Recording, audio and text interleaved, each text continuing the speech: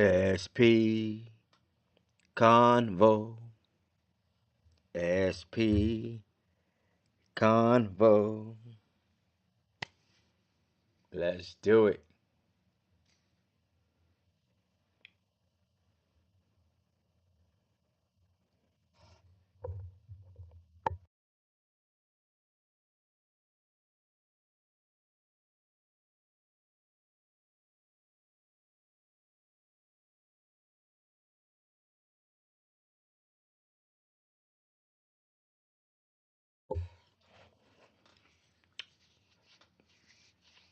This is the Lindsay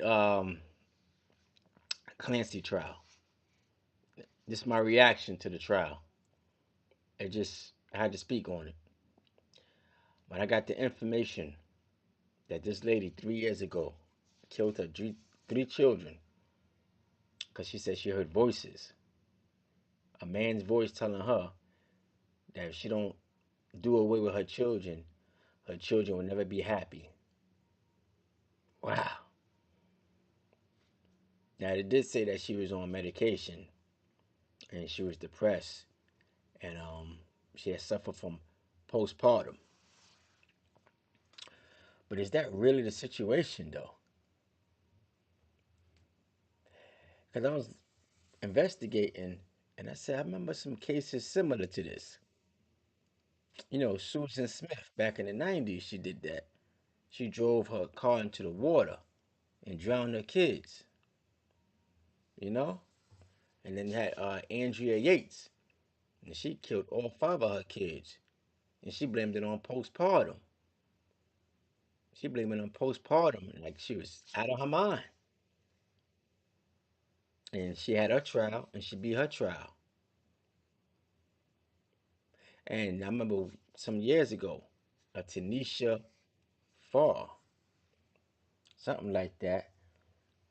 Tanisha Farron, yeah, Tanisha Farron, like 2016, 2015 October, and she threw her 6 month old out the window. That was in the Bronx, New York.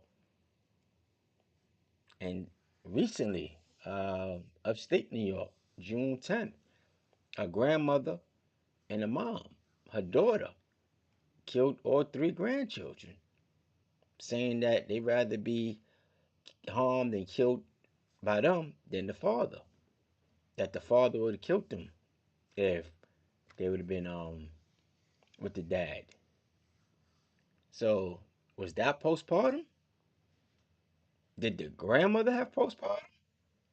64 years old grandmother caught postpartum? Or for her daughter having the babies? This is deep. I just had to put that out there because this is baffling. So I'm gonna talk over some of the trial, but we're gonna listen to some of the trial at the same time. And we're not gonna listen to the whole trial, but we're gonna listen to enough, and I'm gonna give my opinion. Let's get into it, man. This is a whammy.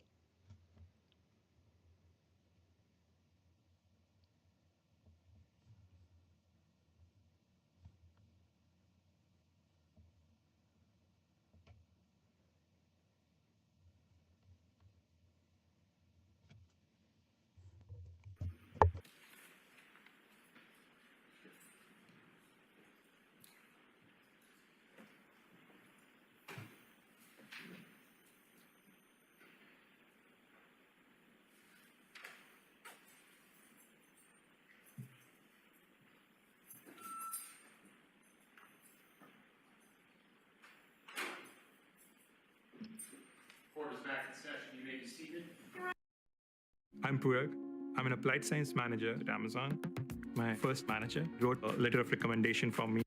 Your Honor, for the purpose of the record, we return back to the trial of Commonwealth versus Lindsay Clancy. All parties are present, including the defendant and including the 18 jurors. Thank you, Madam Clerk. Members of the jury, we're going to give it another go. All right? All right. Go ahead. Thank you.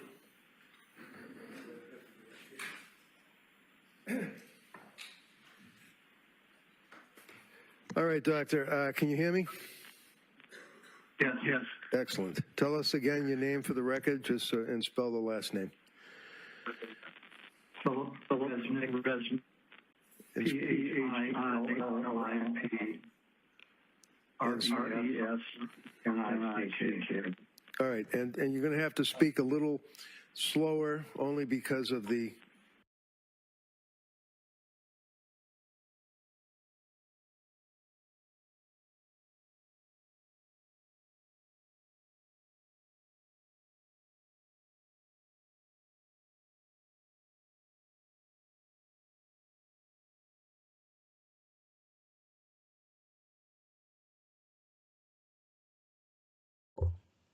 So this is the lawyer speaking on behalf of her situation.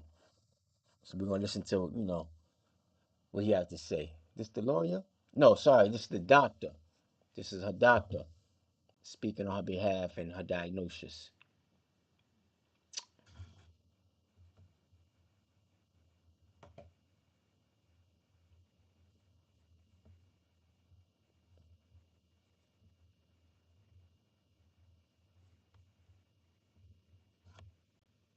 The microphone, okay? Tell us your background, sir. I know you're a physician. Tell us your educational background and your work history. I am a forensic psychiatrist, and I received a bachelor's degree in psychology in 1959 and a medical degree in 1963, both from Case Western Reserve University in Cleveland, Ohio. I then had a 1-month internship in a military hospital in Texas, and then I came back to University Hospitals of Cleveland, where I completed my residency in psychiatry. And do you have? Go further? I'm sorry. Go ahead. Yeah. Would you like me to? Yeah, you can continue. I interrupted. I apologize. Yeah. I have remained at Case Western Reserve University as now a full professor, and I've also become interested in forensic psychiatry, that is, that aspect of psychiatry which relates to legal issues such as this case. And I initiated a fellowship in forensic psychiatry in 1979 and directed that for 40 years. I also served as director of the Court Psychiatric Clinic in Cleveland, Ohio for over 40 years. All right, so right now he's just giving his resume, his background of how experienced he is in dealing with people that have issues like Miss Clancy. So that's what he's doing right now at the moment. So let's get back to it.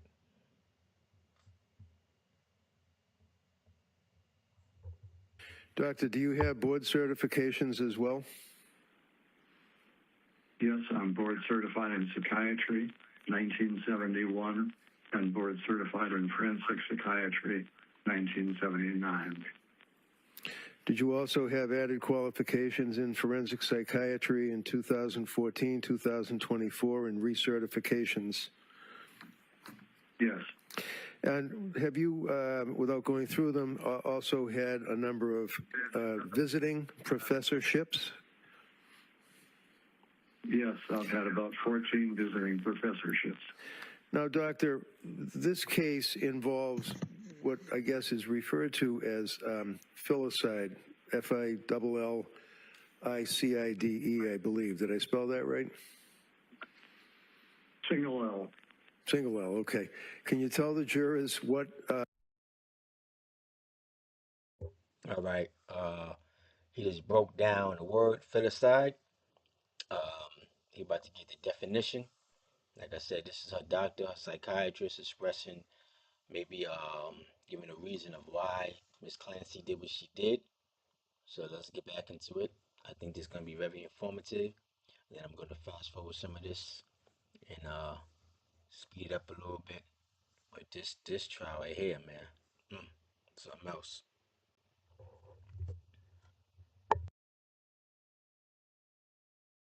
what that means.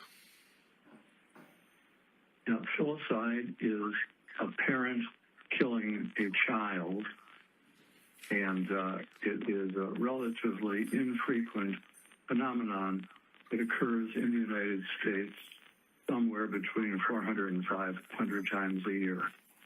And doctor, is it fair to say that you have, at least in the country, if not outside the country, the most experience in working on filicide cases? I believe that's true. I have been personally involved in, I'd estimate about 80 cases where I was asked to evaluate mothers and fathers who had killed their children. And a question that I have, doctor, is have you had occasion to work on cases that found themselves in court where you gave testimony either for the government or for the defense? Yes, I have. Let me just go through if I can. All right, yeah. So he's giving him his background. So I'm gonna speed it up a little bit.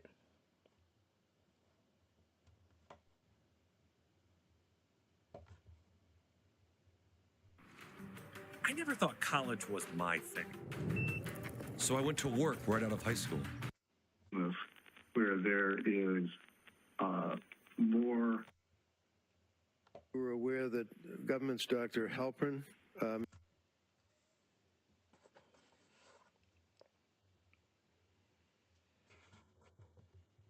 All right, so I sped it up. So now he's about to speak to the doctor on behalf of Clancy. I think it's more direct questions. You want to see Clancy being viewed, and take it from there.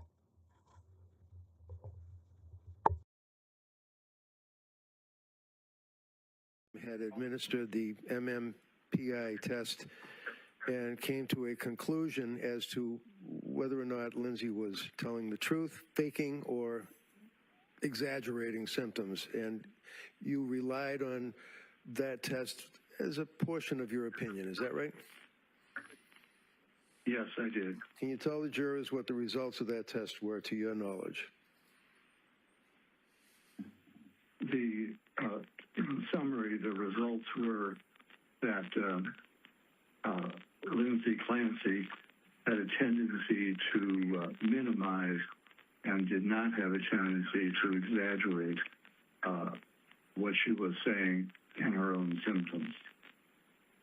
Did it also indicate that she was not, I think the terminology is faking or lying in her answers, but in fact was being truthful as best she could be? Yes, although the test is a little more specific about symptoms rather than lying or not lying, but it did not suggest any evidence of faking symptoms. Okay, and I'm sorry, that broke up. It did not suggest any evidence of what? No evidence of faking psychiatric symptoms. And then finally, one of the scales in that test is referred to as the K, I think from the books, the K scale or the lie scale. Is that correct? All right, so basically, the psychologist is saying that when it comes to her, she's not faking. When it comes to her psychiatric break, that she's not faking. That is real. I don't know.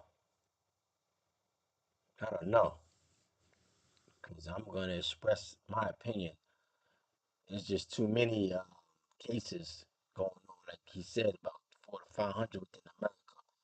That's one of the things I said to myself. I said, there's got to be an American thing where people just take liberty to do what they want to do with these kids.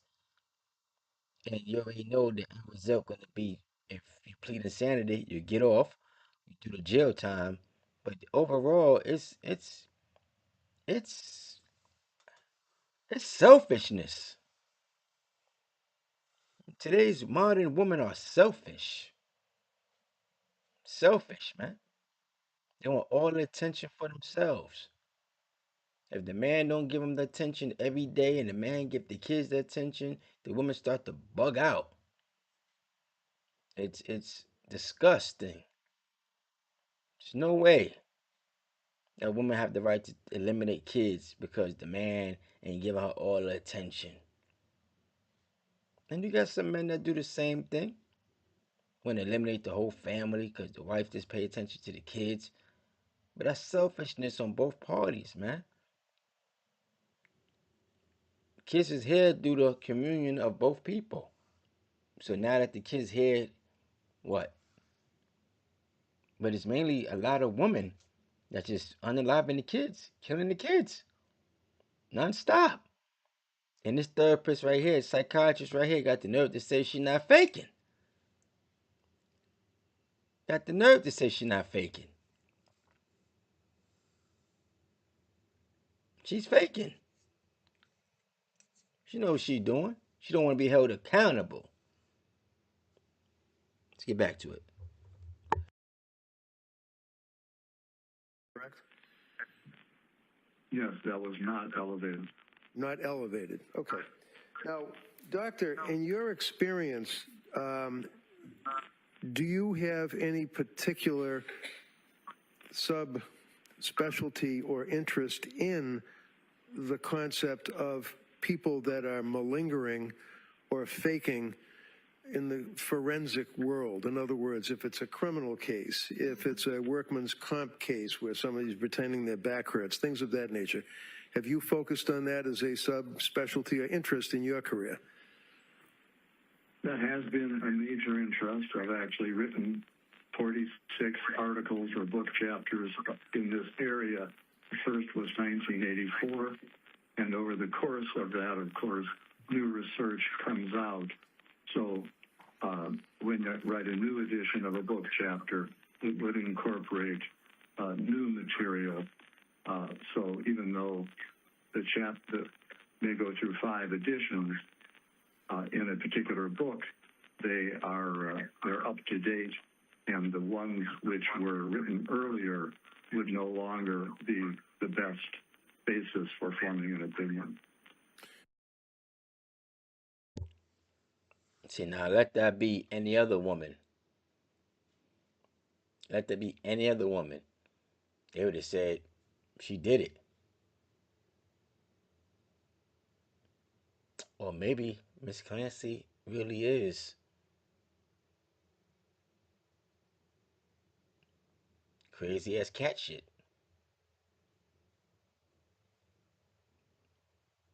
Maybe she really crazy as cat shit. But is it me or does her therapist look like he could be relative to her? He probably a distant cousin or uncle, just got a different name and people can't really put 2 and 2 together. Nah, that's me just reaching. Sometimes I reach. Let's get back to it. Now, for example, when you reviewed Dr. Helbrin's report for the government, did he refer to your articles? He did refer to my research, yes. And was that updated research or was it old research that he referenced? He referenced older research. So can you tell us, Doctor, when you consider let me start over again. When you reviewed Lindsay's medical records, you also reviewed the psychopharmacology, in other words, the medications that Dr. Tufts and Gelada and all of these other doctors had prescribed to her during that period of time? Yes, I did. And have in mind your interview, the time that you spent with her directly reviewing all of the documents, all of the medical records, everything that we've talked about. And you're also aware from her, not specifically what she said to you, but you're aware of the circumstances from her recollection as to the killings that she told you. Is that correct? Yes, as well as the journal she kept and other evidence of her thinking and symptoms as the time approached for the crime. on January 24th, 2023. Okay, and you were also aware of her access to her cell phone, doing Google searches and looking up medications during that period of October, November, December, and January. You're aware of that, correct? Yes. Okay. See, this third person's aware of everything. So now it seems like the lawyers are gonna really come at him now, and they're being very ginger with how they word they questions to him because they know he's very informed. He's a very informed man. He's very calm and cool and collective.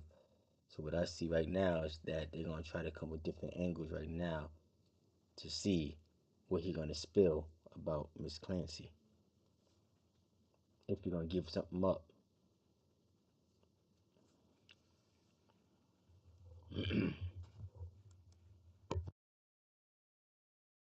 And can you tell the jurors, in your opinion, sir, with your years of experience in the issue of filicide, working for just the government on a number of cases and the defense, and your evaluation of Lindsay, can you tell this jury your opinion as to whether or not at the time of the killings that she was suffering from a disease or defect that impaired her ability to substantially appreciate and or conform her conduct to the requirements of the law? Well, sure. Let me begin with the issue of whether she had a mental disease or a defect. Ms. Clancy had a severe depression. There is a book called the DSM, or Diagnostic Manual, prepared by the American Psychiatric Association, which lists criteria for various diseases. So in the diagnostic manual, for example, one needs to have 5 out of 9 symptoms to make a diagnosis of major depression. And Ms. Clancy, as she approached the date of the crime, actually had 7 of the 9 symptoms and was severely depressed.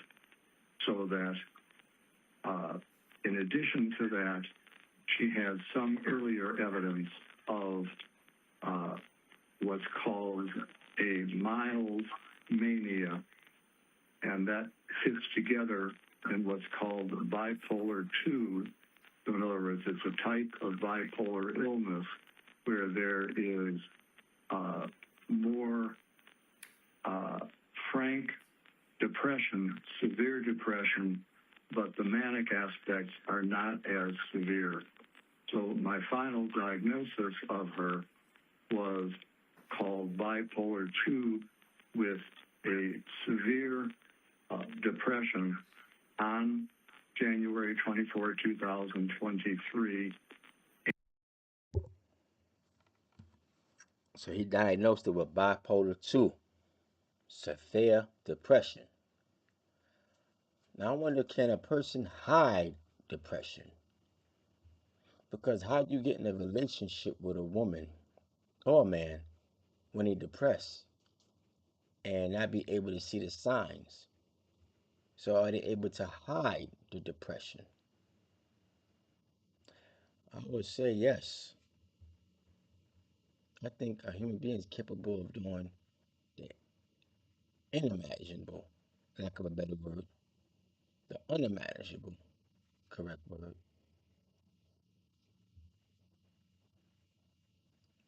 Because I'm not going to say the husband is innocent, but I will say maybe the husband didn't see the signs. Or maybe he did see the signs and said, hey, the hell with it. I want my family. I'm going to put these kids up in her. Who knows, man? This trial right here got me thinking, how complex is the human brain? She took 3 kids, strangled them, with a resistant band or exercise band until they took their last breath. That's what bipolar 2 does. Give you the ability to murder your kids, kill your kids, and watch each and every one of them take their last breath.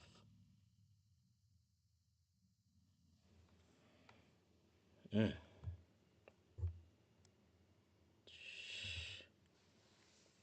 And I'm pretty sure there's a lot of women out there that suffer from depression and bipolar, and their kids are still here.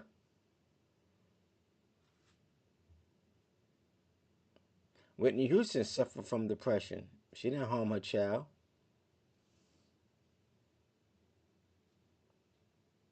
A lot of women suffer from that, and they still let their children roam this earth freely. They didn't decide on removing them kids, removing their kids from this earth.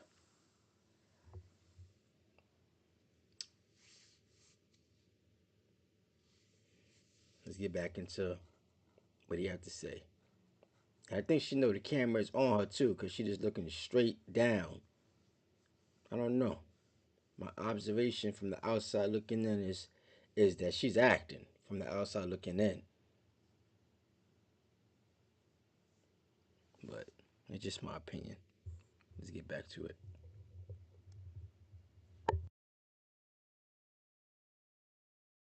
And from reading the reports of all of the experts that will be testifying, no one failed to diagnose a major mental disease on the day of the crime.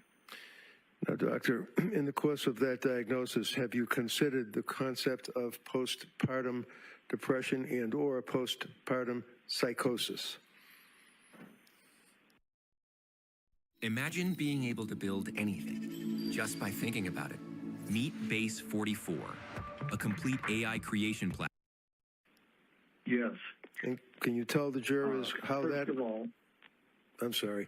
Can you tell the jurors how that factors into your diagnosis and opinion?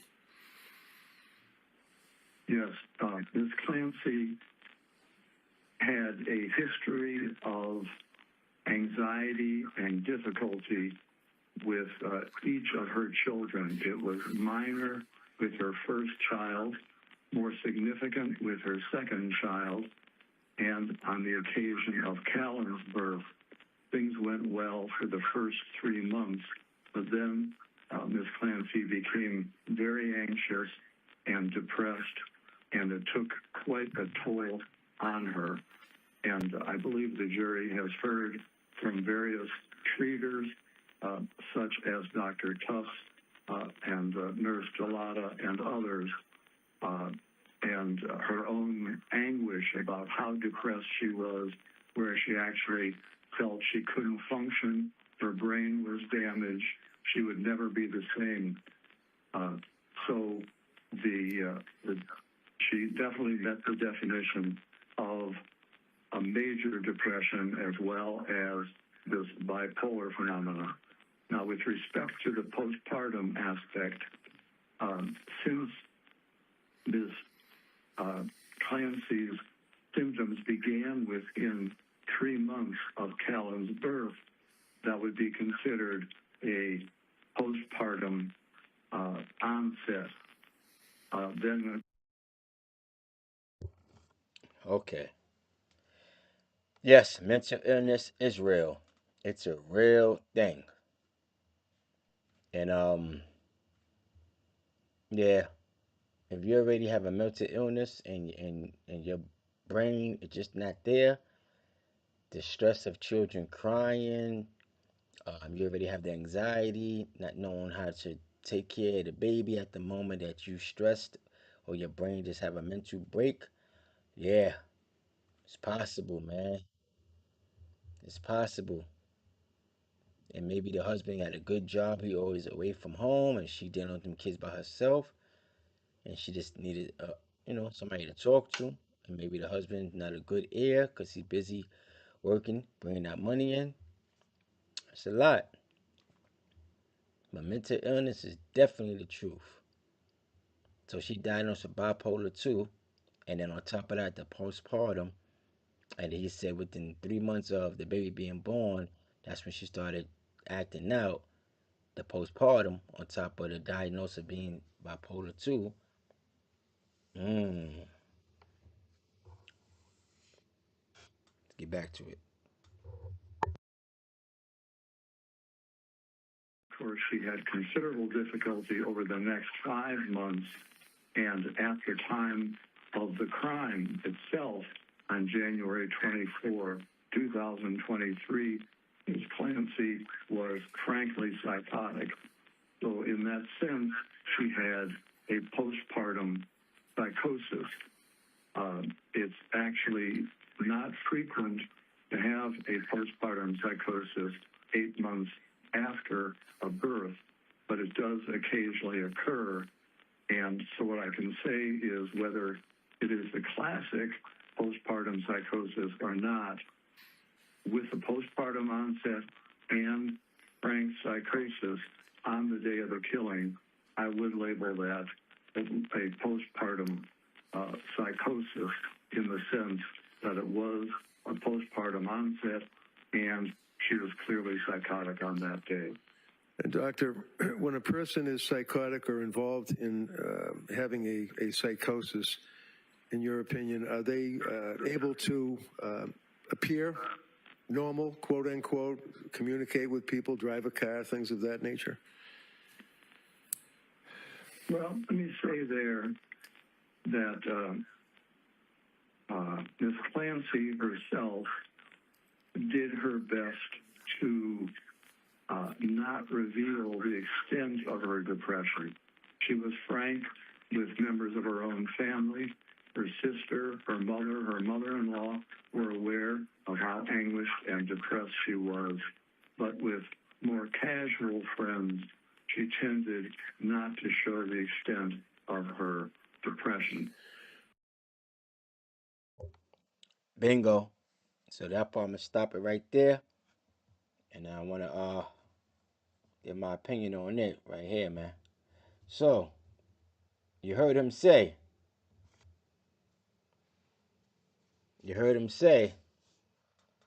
what I wondered. Can you hide it? And those lawyers are smart. He put it out there. Will she be able to drive still? Do these things with her psychotic break? Because them kids are dead. So if you could have a psychotic break to harm your kids and still be in the right mind to be focused on the road and drive, man, listen. Listen. Her mom, her sister, family members knew, but when she met friends, she ain't let them know. So you could hide it.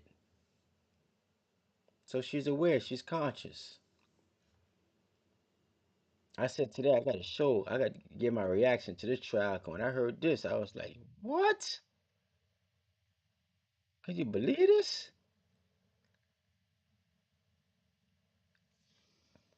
Can you imagine you come home from work as a man, as a father, and your kids is gone?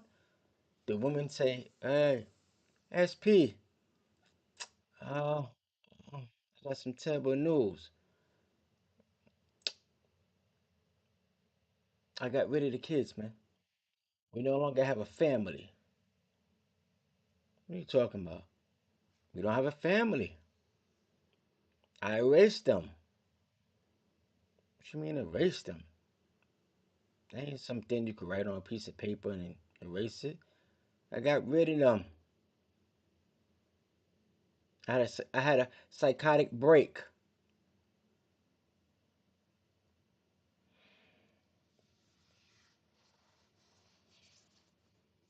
It's gonna be a long trial.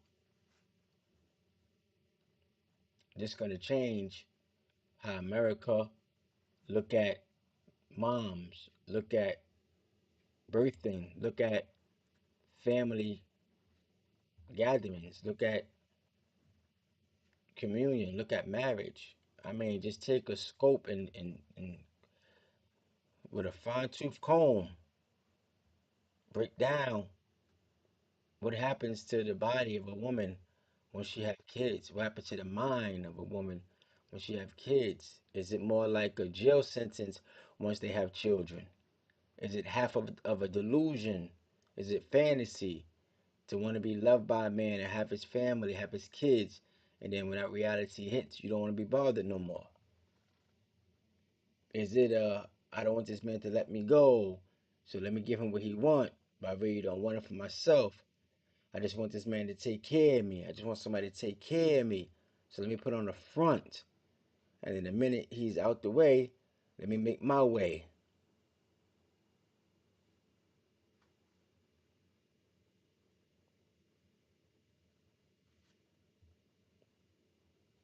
This is America. There's people, places, and things that you could go to for help. Drop your kids off, have a break, mother in law, friends, church, libraries, police departments, counselor services, charities.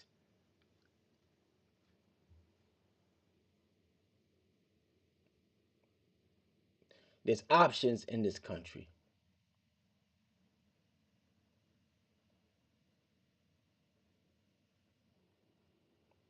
This makes the dating pool even more hard because how can a man make a right choice with a woman that's hiding her illness? There's men that go through worse and they hide it every day. But men usually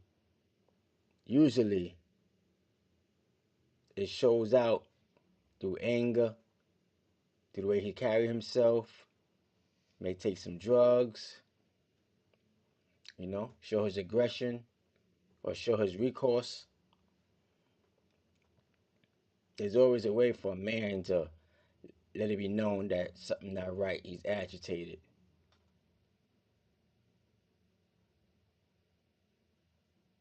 But back to Lindsay,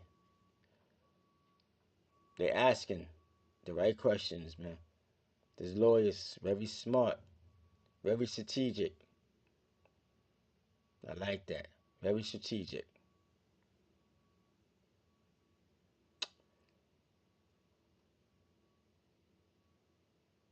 Mm, mm, mm.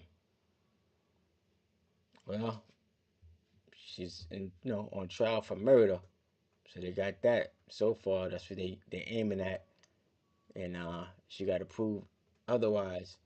And this therapist right here giving her a good run to be free. He's doing it, but these lawyers here seem like they study him to the T and let him know, yeah, we got you too. So that's all I gotta say today, man. If you're into Lindsay Clancy trial, if you're into these things where family dynamics is broken at the hands of the parents, then continue watching her trial and see what it is.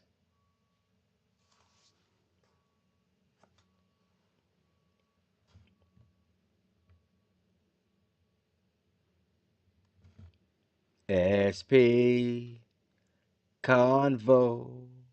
SSP Convo. Baby.